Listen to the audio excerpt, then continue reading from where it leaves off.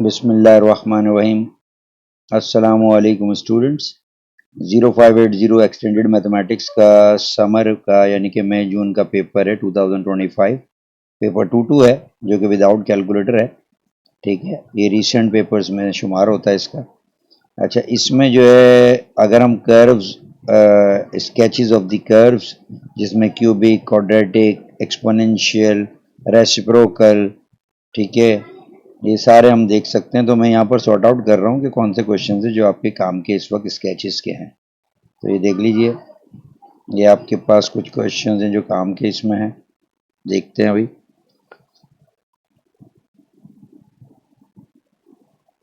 ये देखिए,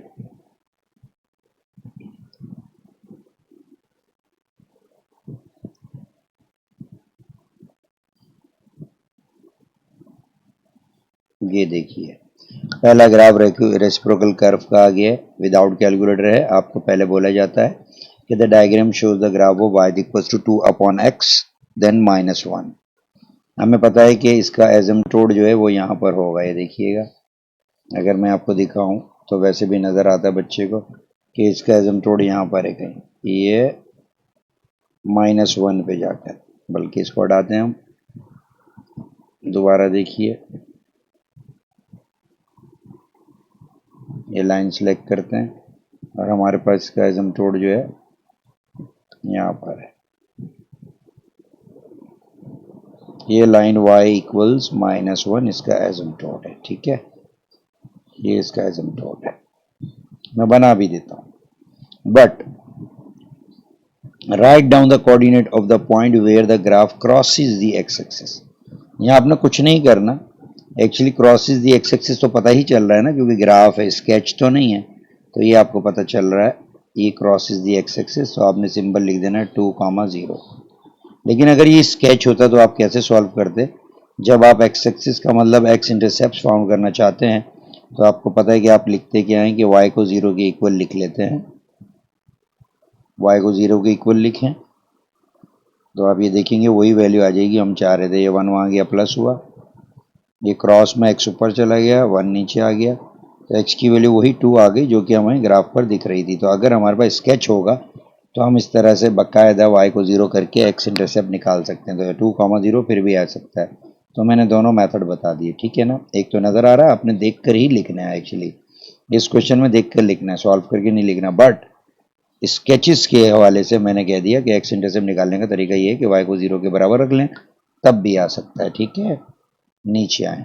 अब कहते हैं right down the equation of each asymptote. Asymptote वो लाइन है जिसके ग्राफ करीब करीब करीब करीब करीब तो आएगा लेकिन उसको टच नहीं कर पाएगा। ठीक है ना। तो इसका मतलब एक तो लाइन y इक्वल्स -1, यहाँ पर भी नजर आ रहा है y इक्वल्स -1। ये आपके पास लाइन आपके पास है हॉरिजॉन्टल एसिम्प्टोट, और एक वर्टिकल एसिम्प्टोट इसमें हमेशा ही रहता है, वो है x इक्वल 0। तो इन्होंने यहाँ कहा है हमसे कि भाई आप write down equation of each asymptote. तो पहला एक एसिम्प्टोट है y इक्वल्स, ये देख ले मैं लिखता हूँ y इक्वल्स -1, ये हॉरिजॉन्टल एसिम्प्टोट है, मैं आगे लिख भी देता हूँ हॉरिजॉन्टल एसिम्प्टोट। और दूसरा हमारे पास है x इक्वल 0, ये हमारा है वर्टिकल एसिम्प्टोट। ओके, ठीक है, मैं सिंबॉलिकली लिख रहा हूँ शॉर्ट फॉर्म में HA एंड VA।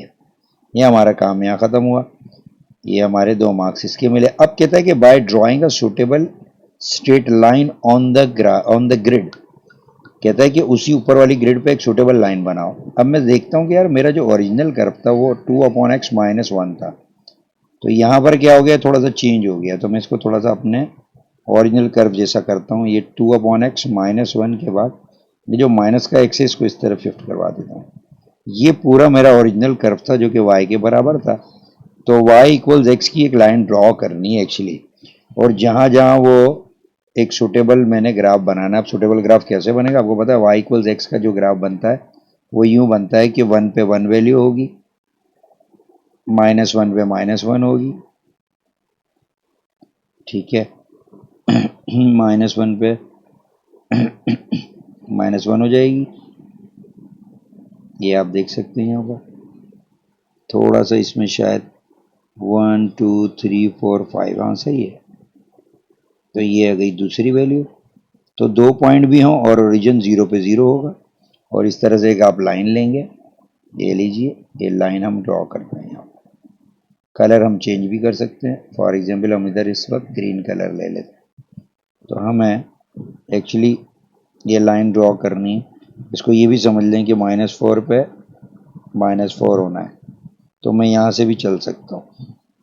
सोचो कि मैं यहाँ से चल पड़ूँ, तो ये देखिए, ये मैं मिलाऊंगा, मिलाते ही मुझे ये लाइन मिल जाएगी। अब मुझे ये बताएं कि जो लाइन मैंने ड्रॉ की, वैसे ही पता है कि ये आपके पास कह रहा था कि भाई by drawing a suitable straight line, by drawing a suitable straight line on the grid solve this. Solve का मतलब ये है कि आपने इसमें से ओरिजिनल कर्व को एक्सट्रैक्ट करके बाकी की चीज़ को दूसरी साइड करना है। y इक्वल्स एक्स की लाइन बनी। अब x की दो वैल्यूज़ आपको क्या मिल रही हैं जहाँ पर ये इंटरसेक्ट कर रहा है? तो डेफिनेटली x की दो वैल्यूज़, एक ये वाली है 1 और एक ये वाली है, ये जगह है, ये -2 है। तो आपने सिर्फ क्या लिखना है, पहले आप -2 लिख दें और फिर आप 1 लिख दें, यानी कि पहले छोटी वैल्यू लिख दें और फिर बाद में बड़ी वैल्यू लिख दें। इसका मतलब है कि वो जो कर्व को, ये जो लाइन है y इक्वल्स एक्स, ये y इक्वल्स एक्स वाली लाइन है, ये जहाँ इंटरसेक्ट कर रही है, आपने वो लिख देना है। अब इस पेपर में आगे देखते हैं हम, कोई और क्वेश्चन हमारे काम का है तो वो भी देखते हैं। ये ऐसा हम आगे देखते हैं, ये क्यूबिक कर्व आ गया हमारे पास, ये भी काम का है। अब देखिए हमारे पास क्यूबिक कर्व की इक्वेशन गिवन है, y equals 3x minus X cubed. कहते द ग्राफ, लिखता है the graph crosses the X axis at A, at O and at B, यानी कि ये रहा ओरिजिन, ये रहा ए और ये रहा बी। ठीक है, इसका मतलब वो ये तीनों एक्स इंटरसेप्ट्स होंगे। ठीक है ना। तो हमने क्या करना है, हमें कहता है द टर्निंग पॉइंट्स, और ये टर्निंग पॉइंट्स है वो ये रहे पी और ये क्यू। ठीक है, find the X coordinate of A and the X coordinate of B. इसका तो पता है 0 0 ही है। ये आपके पास एक्स कोऑर्डिनेट ऑफ ए और एक्स कोऑर्डिनेट ऑफ बी बोल रहा है। Give your answer as exact values बोल रहा है। हमने करना क्या है, क्योंकि ये एक्स इंटरसेप्ट्स हैं, इसलिए आपने 3x माइनस एक्स क्यूब को 0 के इक्वल लिखना है और उसके बाद इसमें से x कॉमन ले लेना है, तो बचेगा 3 माइनस एक्स स्क्वायर इक्वल 0। तो एक x की वैल्यू 0 हो गई, बट ये ओरिजिन वाली वैल्यू है, इसको हम छोड़ देंगे। और 3 माइनस एक्स स्क्वायर जो इक्वल 0 है, जब आप ये एक्स स्क्वायर दूसरी साइड शिफ्ट करेंगे तो इस तरह से स्क्वायर को जब इस तरफ शिफ्ट करेंगे तो प्लस माइनस साइन के साथ रूट आ जाएगा 3। तो असल में इस जगह की जो वैल्यू है वो माइनस का रूट 3 है और एग्जैक्ट फॉर्म में ही लिखना है, और यहाँ की वैल्यू प्लस का रूट 3 है। इस तरह से ये दोनों आंसर आ गए। अब जैसा कि डेरिवेटिव मैंने पढ़ाया हुआ है, तो डेरिवेटिव में देखिए ये क्वेश्चन कहता है डिफ्रेंशिएट कर दीजिए। तो आपने करना क्या है, यहाँ लिखना है dy ओवर dx, और उसके बाद जो 3 के बाद x की पावर 1 है तो 1 पीछे आ जाए, तो ये 3 ही बचेगा क्योंकि x की पावर 1 में से 1 लेस होगी। तो आपको पता है ना ये कि y इक्वल्स, मैं यहाँ पर करके दिखाता हूँ, तो इसका जब dy ओवर dx निकाला जाएगा तो ये इसकी पावर 1 है, तो 3 के साथ 1 आके मल्टीप्लाई होगी और 1 में से 1 लेस होगा। उसके बाद 3 के बाद ये 3 बैक पे आएगा, फिर ये 3 में से 1 लेस होगा।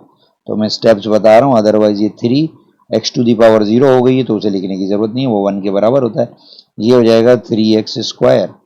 ठीक है, अब आपको ये चीज़ अभी बता देता हूँ कि जब कभी कोई आपसे coordinate of P and Q पूछे, जो कि मैक्सिमम और मिनिमम पॉइंट्स हैं, जैसा कि आप देख सकते हैं टर्निंग पॉइंट्स भी कहते हैं हम, याद रहे जब भी टर्निंग पॉइंट निकालना होगा तो लिख रहा हूँ for the turning point, for the turning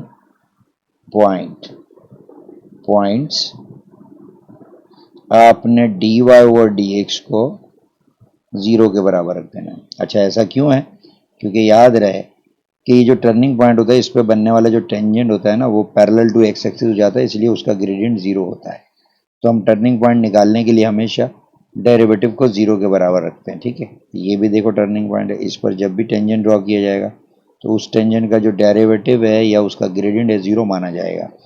इसी वजह से मैं क्या करता हूँ कि जो मेरे ऊपर ये यहाँ